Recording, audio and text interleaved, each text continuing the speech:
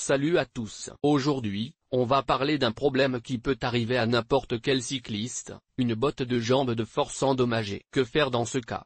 La réparer ou la remplacer? C'est la question que l'on va se poser dans cette vidéo. On va d'abord voir comment identifier une botte de jambe de force endommagée. Ensuite, on va comparer les avantages et les inconvénients de la réparation et du remplacement. Enfin, on va vous donner quelques conseils pour choisir la meilleure option pour vous. Alors, si vous avez une botte de jambe de force endommagée, restez avec moi. Malheureusement, une botte de jambe de force endommagée ne peut pas être réparée. Ces pièces en caoutchouc sont conçues pour être remplacées lorsqu'elles sont usées ou endommagées. Les bottes de jambe de force sont des composants essentiels de la suspension de votre véhicule. Elles protègent les tiges de piston des amortisseurs de la saleté, de la poussière et des débris, ce qui permet de maintenir une conduite souple et confortable. Il est important de remplacer les bottes de jambe de force usées dès que possible. En effet, une botte endommagée peut entraîner une fuite d'huile de l'amortisseur, ce qui peut endommager la tige de piston et réduire la durée de vie de l'amortisseur. Voici quelques signes qui indiquent qu'une botte de jambe de force est endommagée.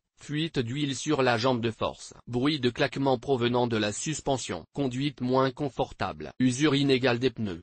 Le remplacement des bottes de jambe de force est une opération relativement simple qui peut être effectuée par un mécanicien qualifié. Si vous n'êtes pas à l'aise pour effectuer cette réparation vous-même, il est préférable de la confier à un professionnel. Les bottes de jambe de force sont des composants importants de la suspension de votre véhicule. Il est important de les remplacer dès qu'elles sont usées ou endommagées pour éviter d'endommager d'autres composants de la suspension. Niveau de difficulté, facile cric. Chandelle.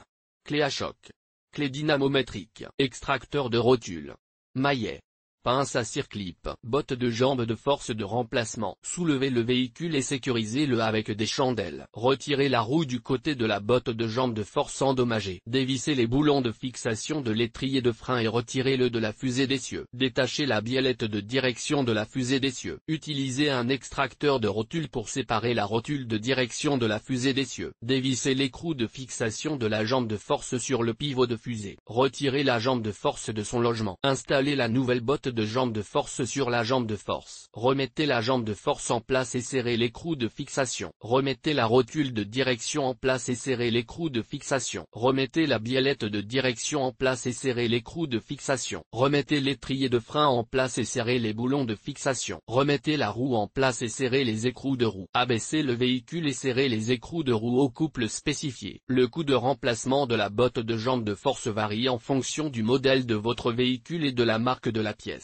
En général, vous pouvez vous attendre à payer entre 100 et 200 € pour la pièce et entre 50 et 100 € pour la main-d'œuvre. Il est important de vérifier régulièrement l'état des bottes de jambe de force pour éviter qu'elles ne se détériorent. Si vous constatez que la botte de jambe de force est endommagée, il est important de la remplacer dès que possible pour éviter d'endommager d'autres composants de la suspension. Si vous n'êtes pas à l'aise pour effectuer cette réparation vous-même, vous pouvez la mener chez un mécanicien professionnel.